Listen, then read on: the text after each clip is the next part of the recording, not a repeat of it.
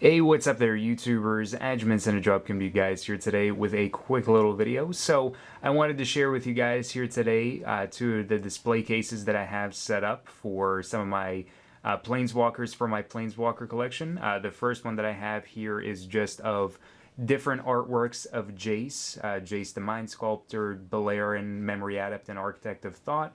And right now I have all of the different artworks that have been done of Jace over the years.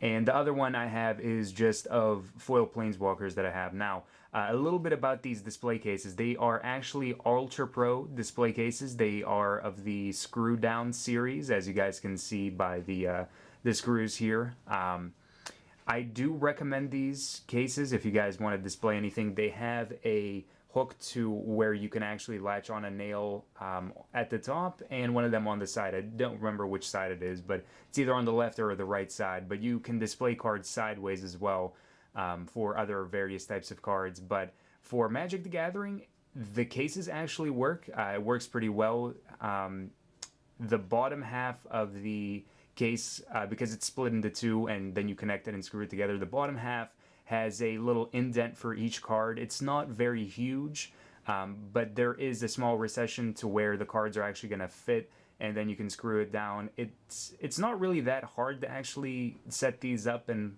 have them all placed in and screwed down. It just takes a little bit of time, like half an hour to set up one of these, and even that's probably an exaggeration, but it's really easy to set these up, and once you actually have them set up, they look pretty nice. So now we're actually going to take a look at the cards, but there's a link down below to where you guys can actually purchase these Ultra Pro display cases.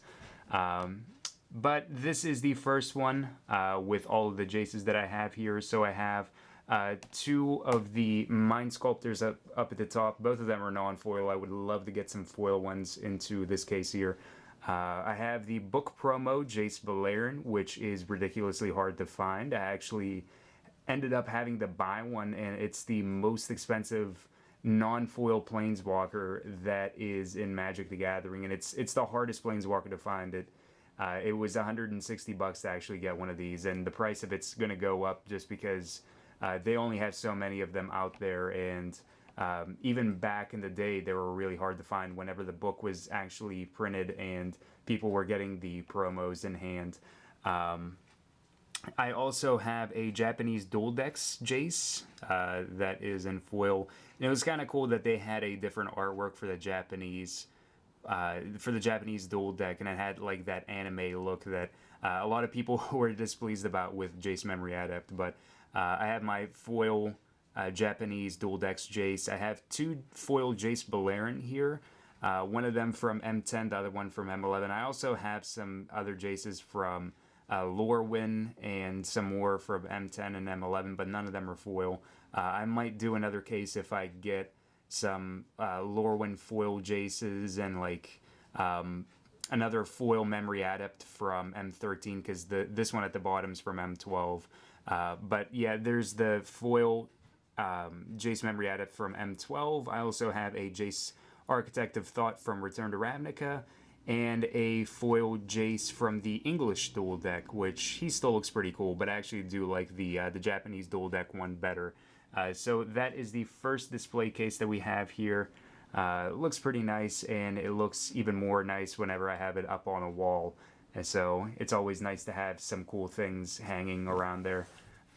And then we have the other one here. So this is my display case of foil planeswalkers. So all of these are nice and shiny and foil, and these are, I would have to say this display case is a little bit less impressive than the Jace one, just because I have like things like Mind Sculptors and the book promo Jace. But even still, with this one, I'll work my way from the bottom here. So I have Vraska the Unseen from Return to Ravnica in foil, Chandra the Firebrand from M13 foil, Tamiyo the Moon Sage, which doesn't look that shiny. There it is. I can get some of that shine there. It looks much more impressive outside of the case, but for the most part, the cards do still have that shine to them. Tamiyo is like that exception because they did a different foil work for Avacyn Restored, and it was really I would say really bad. I didn't like the way that they did foils in Avacyn Restored, but even still, I have a foil Tamio the Moon Sage. I have a Johnny Goldmane, the Pro Tour promo, and that was from, when was that from? That was from the 2011 season. Yeah, that was a little while back there. But even still, the Pro Tour Johnny looks pretty cool. I like the artwork for it, and it was definitely one Planeswalker that I wanted to have in here. I also have a foil Nicol Bolas Planeswalker that is actually from Conflux, which was pretty cool. They reprinted him in M13, but I was able to get one of the original foils, which was awesome. I also have a foil Elspeth Terrell, which was a Planeswalker that I actually used a fair bit while she was in Standard, and she was a pretty cool one to have as well. Up at the top here, because I can't actually angle this to show you guys just because of the way my camera is set up here, but I do have a Gideon Jura that's actually from M12. Yeah, M12 was when he was reprinted. He was also in Rise, but Gideon Jura from M12 and foil. I actually have another foil one as well that I used back when he was in Standard and Esper Control, and I absolutely loved him. He was just a powerhouse. I also have a foil Gideon Champion of Justice that I traded from one of my friends just because I wanted it in this display case here. So I have one of him, and I actually do like him as a Planeswalker. A lot of people were disappointed because he wasn't as good as Gideon Jura, but I still like him. He looks really cool. And one Lilliana of the Veil, and this Lilliana is actually incredibly hard to find. This was actually an altar that Steve Argyle did for the altered prints, and it is entirely foil. The whole thing is foil. It's a altar, and he actually signed it himself, so there's a signature just going along this side here. So I decided I was going to retire this card. I wasn't going to play it in any more decks. A lot of people, every time I play it, they're like, oh my god, where did you get that? And it just goes into a huge discussion during the game of where I got it, and the fact that it has his signature and stuff like that. But altered print Liliana of the Veil, signed by Steve Argyle and altered by Steve Argyle, is pretty cool, and it's one of my favorite Planeswalkers that I have in the collection. So yeah, those are the two display cases that I have going on here. So I'm probably going to do more of them. I'm probably going to do more Planeswalkers.